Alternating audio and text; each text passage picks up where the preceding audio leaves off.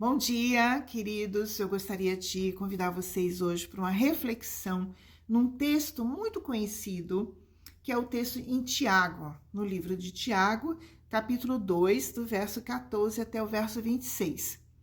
Esse texto ele é muito conhecido porque algumas pessoas interpretam esse texto ou foram levadas a interpretar esse texto de forma dizendo que você é salvo pelas suas obras. Então você precisa fazer obras para você poder ganhar o céu, para você poder estar na presença de Deus.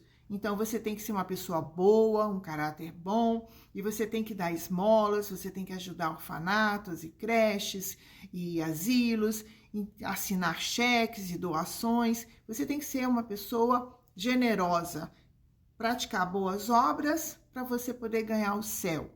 Mas isso é uma interpretação equivocada. Nós ganhamos o céu única e exclusivamente pela nossa fé. Fé no sangue de Jesus Cristo derramado naquela cruz. É isso que a palavra de Deus nos ensina em toda a Escritura. Nós ganhamos pela fé. É a fé que nos justifica diante de Deus. A palavra de Deus lá em 1 João diz que o sangue de Jesus nos purifica de todo pecado. Então, quem nos purifica do pecado, todo pecado, para que a gente possa estar limpinho e se apresentar diante de Deus, é o sangue de Jesus. As obras, elas são consequência da nossa fé.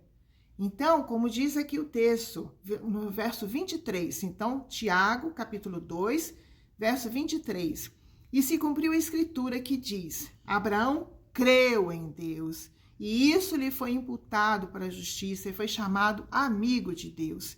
Se você abrir a sua Bíblia agora, eu convido você para você abrir, porque esse tema é um tema muito importante. Abra lá em Hebreus capítulo 11, lá tem uma relação, uma galeria de homens de fé.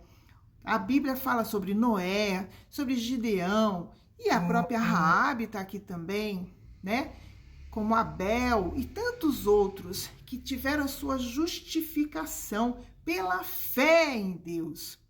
E aí elas realizaram obras, porque elas mostraram a sua fé pelas suas obras. O que é mostrar fé pelas obras? É transformação. Quando você crê no Senhor Jesus Cristo e recebe Jesus como seu Salvador, crê que aquele sangue derramado pode perdoar os seus pecados e que ele te lava, te purifica de todo o pecado, e aí você está pronto para habitar na presença de Deus. É simples assim, é de graça, a salvação é de graça. O Espírito Santo vem habitar em você. E aí você começa uma transformação. A primeira obra que é executada é a sua mudança, é a sua transformação.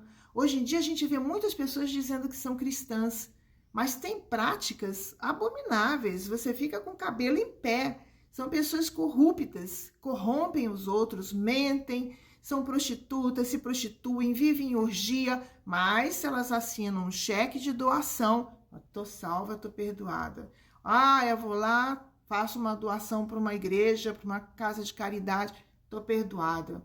E a palavra de Deus diz em 1 Coríntios 1, 29, que ninguém vai se gloriar diante de Deus.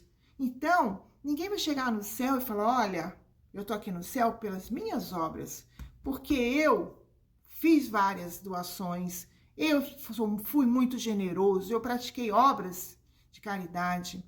Ninguém vai se gloriar diante de Deus.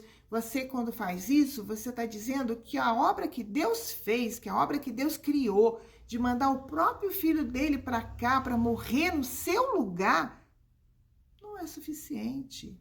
Então, coitado, Deus não teve um plano perfeito. O plano de Deus não era perfeito. Você precisou ajudar. Se não fosse você, o plano não daria certo. E não é isso, gente. Isso é arrogância do homem. Deus criou o plano perfeito. E o plano perfeito foi a cruz.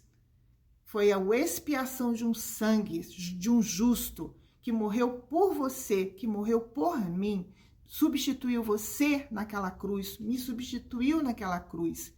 E a partir daí vem as obras.